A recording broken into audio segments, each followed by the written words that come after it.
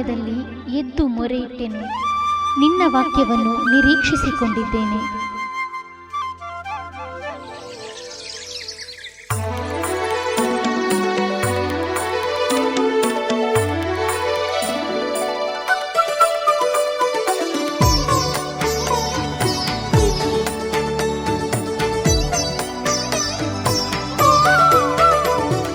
Price lord.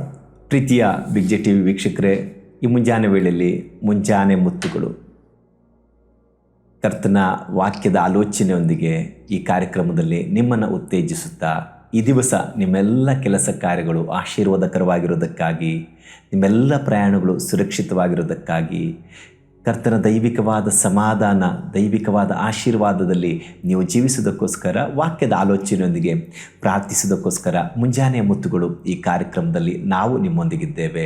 ಕರ್ತನ ಈ ದಿವಸ ನಿಮ್ಮನ್ನು ಬಲಪಡಿಸ್ತಾನೆ, ನಿಮ್ಮ ಕೈ ಕೆಲಸಗಳನ್ನು ಆಶೀರ್ವದಿಸ್ತಾನೆ. ಕರ್ತನು ನಿಮ್ಮನ್ನು ಈ ದಿವಸ ವಿಶೇಷವಾಗಿ ಪ್ರೊಟೆಕ್ಟ್ ಮಾಡಿ ಕಾಪಾಡ್ತಾನೆ. ಈ ದಿವಸದ ವಾಗ್ದಾನದ ವಾಕ್ಯವನ್ನು ನೋಡಿಕೊಳ್ಳೋಣ.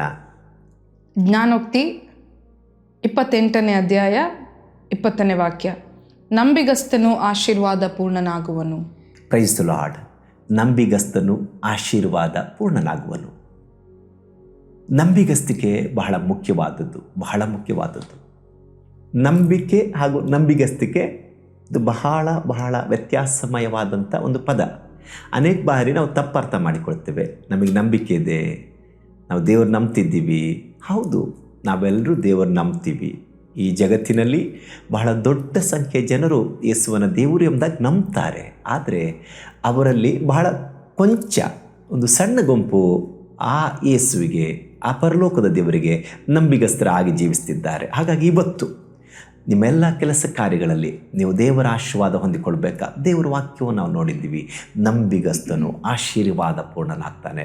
ಈಗಾಗಲೇ ನಾವು ಓದಿದ ವಾಕ್ಯ, ನಂಬಿಗಸ್ತನು ಆಶೀರ್ವಾದ ಪೂರ್ಣನಾಗ್ತಾನೆ. ಈ ನಮ್ಮ ಆತ್ಮಿಕ ಜೀವಿತದಲ್ಲಿ, ಈ ನಮ್ಮ ಕ್ರೈಸ್ತಿಯ ಜೀವಿತದಲ್ಲಿ ನಂಬಿಗಸ್ತಿಕೆ ಅತ್ಯವಶ್ಯಕವಾಗಿದೆ. ಈ ದೇವರ ನಿಯಮಕ್ಕೆ ನಂಬಿಗಸ್ತಿಕೆ ಹಾಗೂ ವಿಧೇಯತೆ ಇವೆರಡಕ್ಕೂ ದೇವರ ಆಶೀರ್ವಾದವು ಹೇರಳವಾಗಿದೆ. So faithfulness is a act of being true to the word and to the promise. So ನಾವು ಏನನ್ನು ಕಮಿಟ್ ಮಾಡ್ಕೊಂಡಿದ್ದೀವೋ, ಏನನ್ನು ದೃಢವಾಗಿ ಹೇಳ್ಕೊಂಡಿದ್ದೀವೋ ಅದನ್ನು ನೆರವೇರಿಸುವಂಥದ್ದು, ಯಥಾರ್ಥವಾಗಿ ಮಾಡುವಂಥದ್ದೇ ನಂಬಿಗಸ್ತಿಕೆ. ಈಗ ನಾವು ಎಕ್ಸಾಂಪಲ್ ನೋಡೋದಾದ್ರೆ ರೂತ್, ನವಮಿ ಇದ್ದಾರೆ. ಸೊ ನವಮಿ ತನ್ನ ಮಕ್ಕಳನ್ನು ಕಳ್ಕೊಂಡ್ರು, ಗಂಡನನ್ನು ಕೂಡ ಕಳ್ಕೊಂಡ್ರು. She lost everything. ಅಲ್ಲಿ ನವಮಿ ರೂತ್ ಏನು ಮಾಡ್ತಾರೆ ಅಂತ ಹೇಳಿದರೆ, she stood faithful with her mother in law Naomi. So ಆಕೆ ತನ್ನ ಗಂಡ ಕಳ್ಕೊಂಡ್ರೂ ಕೂಡ she did not go back, but she stood with Naomi and they came back to their land. ಅಲ್ಲಿ ದೇವರು ಹೇಗೆ ರೂತಳನ್ನು ಆಶೀರ್ವದಿಸ್ತಾನೆ, ಬೋವಾಜನೊಂದಿಗೆ ಮದುವೆ ಆಯಿತು, ಅಲ್ಲಿ ಕುಟುಂಬವನ್ನು ನಡೆಸಿಕೊಡ್ತಿದ್ದಾನೆ. So her faithfulness resulted in a blessing. So ಈಗ ನಾವು ಇಲ್ಲಿ ನೋಡೋದಾದರೆ faithfulness is nothing but a commitment. So ಒಂದು ಕಮಿಟ್ಮೆಂಟ್ ಇರುವುದಾದರೆ, ಒಂದು ಕಮಿಟ್ಮೆಂಟಿಗೆ ನಂಬಿಗಸ್ತರಾಗಿರುವುದಾದರೆ ದೇವರು ಹೇಳುವಾಗ ಆಶೀರ್ವದಿಸ್ತಾನೆ. ಸೊ ನೀವು ನಿಮ್ಮ ಕೆಲಸದ ಜಾಗಗಳಲ್ಲಿ ನಿಮ್ಮ ಕೆಲಸವು ಕೆಲವೊಮ್ಮೆ ನಿರಾಶಕರವಾಗಿರ್ಬೋದು ಅಥವಾ ಕಠಿಣವಾಗಿರ್ಬೋದು. ಆದರೆ ದೇವರು ಕೊಟ್ಟಂಥ ನಿಮ್ಮ ಕೆಲಸಕ್ಕೆ ನೀವು ನಂಬಿಗಸ್ತರಾಗಿರುವುದಾದರೆ ಕರ್ತನು ನಿಮ್ಮನ್ನು ಹೇರಳವಾಗಿ ಆಶೀರ್ವದಿಸ್ತಾನೆ. ನಿಮ್ಮ ಕೆಲಸದಲ್ಲಿ ಯಥಾರ್ಥವಾಗಿಯೂ ನೀತಿವಂತಿಕೆಯಾಗಿಯೂ ಯಾವುದೇ ಒಂದು ಸುಳ್ಳು ಆಗಲಿ, ಪ್ಲೀಸಿಂಗ್ ಆಗಲಿ ಅಥವಾ ಯಾವುದೇ ಒಂದು ಮೋಸವಾಗಲಿ ಏನು ಇಂಥದ್ದನ್ನು ಮಾಡದೆ ನಿಮ್ಮ ಡೈಲಿ ಬ್ರೆಡ್ಗಾಗಿ, ದಿನನಿತ್ಯ ನಿಮ್ಮ ಜೀವಿತಕ್ಕಾಗಿ ದೇವರು ನಿಮಗೆ ಕೊಟ್ಟಂಥ ಕೆಲಸವನ್ನು ಯಥಾರ್ಥವಾಗಿ ಮಾಡುವುದರಿಂದ ಕರ್ತನು ನಿಮ್ಮನ್ನು ಆಶೀರ್ವದಿಸ್ತಾನೆ. ಅಬ್ರಾಹ್ಮನಿಗೆ ಕೂಡ ಕರ್ತನ ಆಶೀರ್ವದಿಸಿದ ದೇವರು. ನಾವು ಇರುವಂತಹ ಒಂದು ಲ್ಯಾಂಡಲ್ಲಿ ಕರ್ತನು ನಂಬಿಗಸ್ತನಾಗಿ ನಮ್ಮನ್ನು ನಡೆಸ್ತಾನೆ, ನೀತಿವಂತರಾಗಿ ನಮ್ಮನ್ನು ನಡೆಸ್ತಾನೆ. ಸೊ ನಾವು ನೋಡ್ತೇವೆ ಸಾಮ್ಸ್ ಕೀರ್ತನೆ 101:6 ಅಲ್ಲಿ ಹೇಳ್ತಾರೆ, ದೇಶದಲ್ಲಿರುವ ನಂಬಿಗಸ್ತರನ್ನು ಆರಿಸಿಕೊಳ್ಳುವೆನು, ಅವರೇ ನನ್ನ ಸನ್ನಿಧಿಯಲ್ಲಿ ವಾಸಿಸಬೇಕು. ದೇವರು ಕ್ಲೀನಾಗಿ ಹೇಳುವಂಥದ್ದು ಒಂದೇ, ನಂಬಿಗಸ್ತರನ್ನು ನಾನು ಆರಿಸಿಕೊಳ್ಳುತ್ತೇನೆ. ಸೊ ಎಷ್ಟೋ ಜನರು ಇರ್ತಾರೆ, ಅದ್ರಲ್ಲಿ ನಂಬಿಗಸ್ತರನ್ನು ದೇವರು ಆರಿಸ್ಕೊಳ್ತಾನೆ, ಅವರನ್ನು ನನ್ನ ಸನ್ನಿಧಿಯಲ್ಲಿ ವಾಸಿಸಬೇಕು. ಸೊ ತನ್ನ ಒಂದು ಸಾನ್ನಿಧ್ಯದಲ್ಲಿ ಕರ್ತನ ಇರಿಸುವಂಥದ್ದು ನಂಬಿಗಸ್ತರನ್ನು.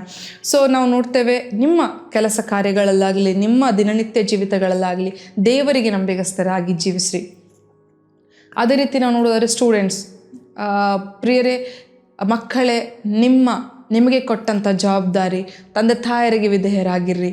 ನಿಮಗೀಗ ತಾಯಿ ಅಥವಾ ತಂದೆ ಹೇಳ್ತಾರೆ, ಮಗನೇ ಬೆಳಿಗ್ಗೆ ಬೇಗ ಏಳು, ಓದು. ಆದರೆ ನಾವು ಏನು ಮಾಡ್ತೇವೆ, ಕೆಲವೊಮ್ಮೆ ಪುಸ್ತಕ ಇಟ್ಕೊಳ್ತೇವೆ, ಪುಸ್ತಕದ ಮಧ್ಯದಲ್ಲಿ ಒಂದು ಮೊಬೈಲ್ ಬಂದುಬಿಡುತ್ತೆ, ಇಲ್ಲ ಅಂದರೆ ಪುಸ್ತಕದ ಮೇಲೆ ನಿದ್ದೆ ಬಂದುಬಿಡುತ್ತೆ. So B faithful. ಸೊ ನೀವು ನಿಮ್ಮ ಜವಾಬ್ದಾರಿ, ನೀವು ನಿಮ್ಮ ಕಲಿಯುವಿಕೆಯಾಗಲಿ, ಪ್ರಾರ್ಥನೆ ಮಾಡಲು ಹೇಳ್ತಾರೆ, ಆದರೆ ಏನೋ ಒಂದು ದೇವರೇ ಸ್ತೋತ್ರ ಅಂತ ಹೇಳ್ಬಿಡ್ತೀವಿ, ಮಮ್ಮ ಪ್ರಾರ್ಥನೆ ಮುಗಿದು ಬಿಡ್ತು ನಂದು, ನಾನು ಪ್ರೇಯರ್ ಮಾಡಿದೆ. So B faithful, god is watching. So ನೀವು ಟೀಚರ್ಸಿಗೆ, ನಿಮ್ಮ ಪೇರೆಂಟ್ಸಿಗೆ ವಿಧೇಯರಾಗಿರುವಂಥದ್ದಾಗಲಿ, ಸ್ಕೂಲಲ್ಲಿ ನೀವು ಹೋಗ್ತೀರಿ, ಎಕ್ಸಾಮ್ಸ್ ಇರ್ತದೆ, ಕಾಪಿ ಮಾಡುವಂಥದ್ದು, it is not being faithful to God. So ನೋಡಲಿಕ್ಕೆ ನಮಗೆ ಚಿಕ್ಕದಾಗಿ ಅನಿಸ್ತದೆ, ಓಕೆ ಏನಾಗ್ತದೆ ಒಂದು ಸಣ್ಣದಾಗಿ ಕಾಪಿ ಮಾಡಿದರೆ, ಅಥವಾ ಟೀಚರ್ಸ್ ಒಂದು ಹೋಮ್ವರ್ಕ್ ಕೊಟ್ಟಿರ್ತಾರೆ, ಫ್ರೆಂಡ್ಸ್ ಕೈಯಲ್ಲಿ ಅದನ್ನು ಮಾಡಿಸುವಂಥದ್ದು. ಸೊ ಅದು ನಮ್ಮ ಜ್ಞಾನ ಬಿಲ್ಡ್ ಮಾಡಲ್ಲ. So God has given you something, be faithful to what you do. So ಹಾಗೆ ಬಿಸ್ನೆಸ್ ಮಾಡ್ತಾರೆ, ಅನೇಕರು ಬಿಸ್ನೆಸ್ಗಳನ್ನು ಮಾಡ್ತಾರೆ. So business men, be accountable to god.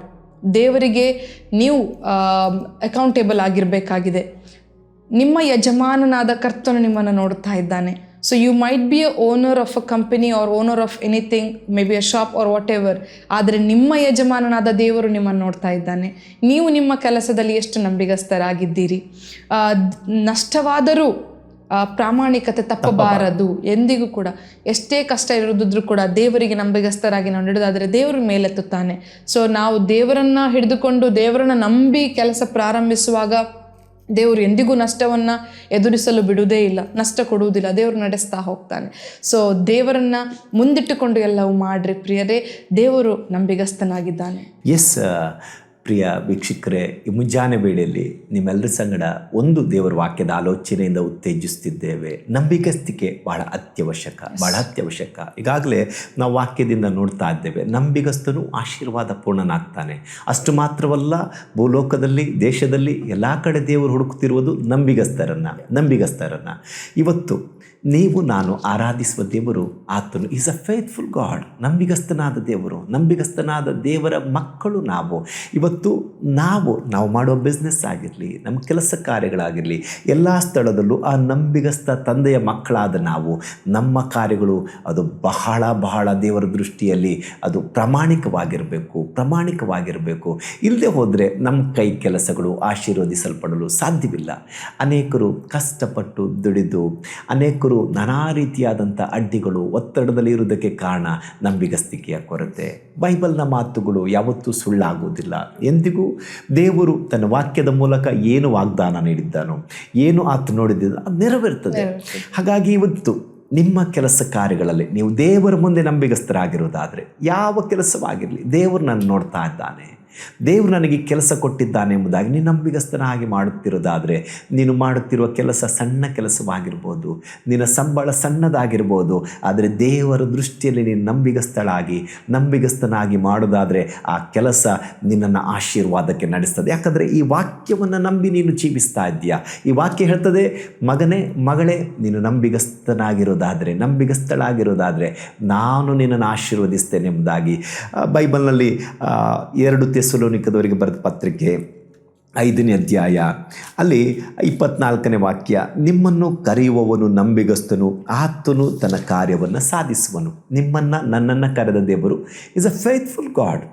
ಆತನು ನಿಮ್ಮ ಜೀವಿತದಲ್ಲಿ, ನನ್ನ ಜೀವಿತದಲ್ಲಿ ಏನನ್ನು ಹೇಳಿದ್ದಾನೋ ಅದನ್ನು ಮಾಡೇ ಮಾಡ್ತಾನೆ. ನೀವು 1ನೇ ಥೆಸಲೋನಿಕ 5:24 ನೋಡಿದ ವಾಕ್ಯ, ಹಾಗೆ 2ನೇ ಥೆಸಲೋನಿಕ 3:3 ಕರ್ತನು ನಂಬಿಗಸ್ತನು, ಆತನು ನಿಮ್ಮನ್ನು ದೃಢಪಡಿಸಿ ನೀವು ಕೆಡುಕನ ಕೈಗೆ ಸಿಕ್ಕದಂತೆ ಕಾಪಾಡ್ತಾನೆ. ಪ್ರಿಯರೇ, ಈ ದಿವಸ ವೈರಿಯು ನಿಮಗೆ ವಿರೋಧವಾಗಿ ಏನನ್ನ ಮಾಡಲು ಯೋಚಿಸಿದರೂ ನೀವು ಕರ್ತನ ಮಕ್ಕಳು. ಕರ್ತನು ಇಟ್ಟಂಥ ಸ್ಥಳದಲ್ಲಿ ನೀವು ಕರ್ತನಿಗೆ ನಂಬಿಗಸ್ತರಾಗಿರೋದಾದರೆ, ನಿಮ್ಮ ಕೆಲಸಗಳಲ್ಲಿ, ನಿಮ್ಮ ಬಿಸ್ನೆಸ್ಗಳಲ್ಲಿ, ನಿಮ್ಮ ಫ್ಯಾಮಿಲಿ ಲೈಫಲ್ಲಿ ಪತಿಗೆ ನಂಬಿಗಸ್ತಳಾಗಿರಬೇಕು, ಪತಿ ಪತ್ನಿಗೆ ನಂಬಿಗಸ್ತಳಾಗಿರಬೇಕು, ಮಕ್ಕಳು ತಂದೆ ತಾಯಿಗೆ ನಂಬಿಗಸ್ತರಾಗಿರಬೇಕು, ಉದ್ಯೋಗಸ್ಥರು ಯಜಮಾನನಿಗೆ ನಂಬಿಗಸ್ತರಾಗಿರಬೇಕು. ನಾವು ನಮ್ಮ ಯಜಮಾನನನ್ನು ಮೆಚ್ಚಿಸೋದಕ್ಕಾಗಿ ಅಲ್ಲ, ಪರಲೋಕದ ನಮ್ಮ ಯಜಮಾನನನ್ನು ಮೆಚ್ಚಿಸೋದಕ್ಕಾಗಿ ದುಡಿಬೇಕು. ಹೀಗೆ ಇವತ್ತು ನೀವು ದೈವಿಕವಾದ ಆಶೀರ್ವಾದ ಹೊಂದಿಕೊಳ್ಬೇಕಾ? ನಿಮ್ಮ ಕೈ ಕೆಲಸಗಳಲ್ಲಿ, ನಿಮ್ಮ ಬಿಸ್ನೆಸ್ಗಳಲ್ಲಿ ದೇವರ ಮುಂದೆ ನಂಬಿಗಸ್ತರಾಗಿ ಮಾಡಿರಿ. ಈಗಾಗಲೇ ನಷ್ಟವಾದರೂ ಲಾಭ ತಪ್ಪಬಾರದು, ಅದು ದೇವರ ಮಾತು. ದೇವರ ಮಾತು. ಕರ್ತನ ನಾಮದಲ್ಲಿ ನಂಬಿಕೆ ಇಟ್ಟು ಕರ್ತನ ನಾಮದಲ್ಲಿ ನೀವು ಪ್ರಾರ್ಥಿಸಿ ಯಾವ ಬಿಸ್ನೆಸ್ಸನ್ನಾಗಲಿ ಯಾವ ಕೆಲಸವನ್ನಾಗಲಿ ಆರಂಭಿಸಿರೋದಾದರೆ, ಇವತ್ತು ನಿನ್ನ ಬಿಸ್ನೆಸ್ಸಲ್ಲಿ ನಿನಗೇನಾದರೂ ಸ್ವಲ್ಪ ನಷ್ಟ, ನಿನ್ನ ಕೆಲಸ ಕಾರ್ಯಗಳಲ್ಲಿ ನಷ್ಟ ಎಂದೆಣಿಸುತ್ತಿದ್ದರೂ ನೀನು ಪ್ರಾಮಾಣಿಕನಾಗಿರೋದಾದರೆ ನೀನು ಎಂದಿಗೂ ನಷ್ಟವನ್ನು ಅನುಭವಿಸುವುದಿಲ್ಲ. ಇದೇ ಬಿಗ್ ಜೆ ಟಿವಿಯ ಪ್ರಶಾಂತ್ ಜತನ್ರವರು ಜಿ ಕನ್ಸ್ಟ್ರಕ್ಷನ್ ಎಂಬುದಾಗಿ ಕಟ್ಟಡ ನಿರ್ಮಾಣದ ಕಾರ್ಯವನ್ನು ಮಾಡ್ತಿದ್ದರು. 10 ವರ್ಷಗಳ ಹಿಂದೆ ಅವರ ಕಟ್ಟಡ ನಿರ್ಮಾಣದ ಸೂಪರ್ವೈಸರ್ ನಾನಾಗಿದ್ದೆ. ಪ್ರಥಮ ದಿವಸ ಅವರೊಂದಿಗೆ ಕೆಲಸಕ್ಕೆ ಬಂದಾಗ ಅವರು ನನಗೆ ಕೊಟ್ಟದ್ದೇ ಹಣದ ವ್ಯವಹಾರಗಳು, ಲಕ್ಷಾಂತರ ಹಣವನ್ನು ಬ್ಯಾಂಕಿಂದ ತರುವುದಕ್ಕೆ ಅದರ ಜವಾಬ್ದಾರಿಯನ್ನು ಕೊಟ್ಟರು. ನಾನು ಅವರೊಂದಿಗೆ ಆ ಕೆಲಸಕ್ಕೆ ಸೇರಿದ ದಿವಸವೇ ನಮ್ಮ ದೇವರ ಸೇವಕರಾದ ಪಾಸ್ಟರ್ ಜೋಸೆಫ್ ಜಮಖಂಡಿಯವರು ಇದೇ ವಾಕ್ಯವನ್ನು, ನೀವು ನಷ್ಟವಾದರೂ ಪ್ರಮಾಣ ತಪ್ಪಬಾರದು ಎಂಬುದಾಗಿ ಆತ್ಮಿಕ ಸಲಹೆಯ ವಾಕ್ಯವನ್ನು ನೀಡಿದರು. ಅಂದಿನಿಂದ ಪ್ರಥಮವಾಗಿ ನನಗೆ ಬಂದದ್ದು ಹಣದ ಪರೀಕ್ಷೆ. ನಾನು ಹಣದಲ್ಲಿ ನಂಬಿಗಸ್ತನಾಗಿದ್ದೆ. ಇವತ್ತಿಗೂ ಅಷ್ಟೇ ಹಣದ ವಿಚಾರದಲ್ಲಿ ಮೊದಲನೇ ನಂಬಿಗಸ್ತಿಕೆ ಪರೀಕ್ಷೆ ಬರ್ತದೆ. ನಂತರ ನಿಮ್ಮ ಫ್ಯಾಮಿಲಿ ಲೈಫಲ್ಲಿ, ನಿಮ್ಮ ಕೆಲಸದಲ್ಲಿ. ಹೀಗೂ ನಂಬಿಗಸ್ತಿಕೆ ಇಲ್ಲದೆ ದೈವಿಕ ಆಶೀರ್ವಾದ ಇಲ್ಲ. ಇವತ್ತು ದೇವರು ನಿಮ್ಮನ್ನು ಆಶೀರ್ವದಿಸಬೇಕಾ? ನಿಮ್ಮ ಎಜುಕೇಷನ್ ಆಗಿರಲಿ, ನಿಮ್ಮ ಫ್ಯಾಮಿಲಿ ಲೈಫ್ ಆಗಲಿ, ನಿಮ್ಮ ಬಿಸ್ನೆಸ್ ಆಗಲಿ, ನಿಮ್ಮ ಕೆಲಸವಾಗಲಿ, ಬಿ ಫೇತ್ಫುಲ್. ಬೈಬಲ್ ಹೇಳ್ತದೆ, ನಂಬಿಗಸ್ತನು ಆಶೀರ್ವಾದ ಪೂರ್ಣನಾಗ್ತಾನೆ ಎಂಬುದಾಗಿ. ಇವತ್ತು ನಿಮ್ಮ ಎಲ್ಲ ಕೆಲಸ ಕಾರ್ಯಗಳನ್ನು ಕರ್ತನು ಆಶೀರ್ವದಿಸುವುದಕ್ಕಾಗಿ, ನಿಮ್ಮ ವ್ಯವಹಾರಗಳನ್ನು ಕರ್ತನು ಆಶೀರ್ವದಿಸುವುದಕ್ಕಾಗಿ, ಕರ್ತನ ಮುಂದೆ ನೀವು ನಂಬಿಗಸ್ತರಾಗಿ ಜೀವಿಸುವುದಕ್ಕಾಗಿ, ಕರ್ತನು ನಿಮ್ಮನ್ನು ಕಾಪಾಡೋದಕ್ಕಾಗಿ ನಾವು ಪ್ರಾರ್ಥಿಸುತ್ತೇವೆ. ಪರಲೋಕದಲ್ಲಿರುವ ತಂದೆಯಾದ ದೇವರೇ, ಕರ್ತನಾದ ಯೇಸು ಕ್ರಿಸ್ತನ ನಾಮದಲ್ಲಿ ಈ ಮುಂಚಾನೆ ವೇಳೆಯಲ್ಲಿ ನಾವು ನಿನ್ನ ಮುಖವನ್ನು ನೋಡ್ತಾ ಇದ್ದೇವೆ. ಸ್ವಾಮಿ, ನಿನ್ನ ವಾಕ್ಯವು ಹೇಳ್ತದೆ, ನಂಬಿಗಸ್ತನು ಆಶೀರ್ವಾದ ಪೂರ್ಣನಾಗ್ತಾನೆ. ನಮ್ಮನ್ನು ವೀಕ್ಷಿಸ್ತಿರುವ ಈ ಪ್ರಿಯರು ದೇವರೇ, ತಮಗೆ ಕೊಡಲ್ಪಟ್ಟ ಕೆಲಸಗಳು, ತಮಗೆ ಕೊಡಲ್ಪಟ್ಟ ಬಿಸ್ನೆಸ್ಗಳು, ತಮಗೆ ಕೊಡಲ್ಪಟ್ಟ ಕುಟುಂಬ, ತಮ್ಮ ಎಲ್ಲ ಕಾರ್ಯಗಳಲ್ಲಿ ನಂಬಿಗಸ್ತರಾಗಿರಲು ಸ್ವಾಮಿ ಕೃಪೆಯನ್ನು ಕೊಡಪ್ಪ. ಯಾಕಂದರೆ ನಮ್ಮ ತಂದೆಯೇ ನೀನು ನಂಬಿಗಸ್ತನು ಸ್ವಾಮಿ. ನಾವುಗಳು ಈ ಲೋಕದಲ್ಲಿ ಎಲ್ಲ ಕಾರ್ಯಗಳಲ್ಲಿ ನಂಬಿಗಸ್ತರಾಗಿ ಜೀವಿಸಲು ಸಹಾಯನ ಮಾಡು. ಈ ದಿವಸ ಯಾರಾದರೂ ನಷ್ಟದಲ್ಲಿ, ಕೊರತೆಯಲ್ಲಿರುವುದಾದರೆ ತಮ್ಮ ಕಾರ್ಯಗಳಲ್ಲಿ ನಂಬಿಗಸ್ತರಾಗಿದ್ದು ನಿನ್ನ ಆಶೀರ್ವಾದವನ್ನು ಹೊಂದಿಕೊಳ್ಳಲಿ. ಈ ದಿವಸದ ಇವರೆಲ್ಲ ಕೆಲಸ ಕಾರ್ಯಗಳನ್ನು ನೀನು ಆಶೀರ್ವದಿಸು ಸ್ವಾಮಿ. ಇವರ ಪ್ರಯಾಣಗಳು ಸುರಕ್ಷಿತವಾಗಿರಲಿ ಸಪ್ಪ. ಇವರ ಕುಟುಂಬಗಳನ್ನು ರಕ್ತದ ಕೋಟೆಯಲ್ಲಿ ಮರೆಮಾಡು ಸ್ವಾಮಿ. ನೀನು ಎಲ್ಲರನ್ನ ಕಾಪಾಡು. ಯೇಸು ಕ್ರಿಸ್ತನ ನಾಮದಲ್ಲಿ ತಂದೆಯಾದ ದೇವರೇ, amen. God bless you all. ಸುವಾರ್ತೆ ತಲುಪದ ಊರು ಇರಲೇಬಾರದು, ಸಭೆಯೂ ಇಲ್ಲದ ಗ್ರಾಮ ಇರಬಾರದೆಲ್ಲಿಯೂ. ಸುವಾರ್ತೆ ತಲುಪದ ಊರು ಇರಲೇಬಾರದು, ಸಭೆಯೂ ಇಲ್ಲದ ಗ್ರಾಮ ಇರಬಾರದೆಲ್ಲಿಯೂ. ಇದುವೇ ನಮ್ಮ ಬಯಕೆ, ಇದುವೇ ನಮ್ಮ ಗುರಿಯು, ಇದುವೇ ನಮ್ಮ ಬಯಕೆ, ಇದುವೇ ನಮ್ಮ ಗುರಿಯು. ಸುವಾರ್ತೆ ತಲುಪದ ಊರು ಇರಲೇಬಾರದು, ಸಭೆಯೂ ಇಲ್ಲದ ಗ್ರಾಮ ಇರಬಾರದೆಲ್ಲಿಯೂ.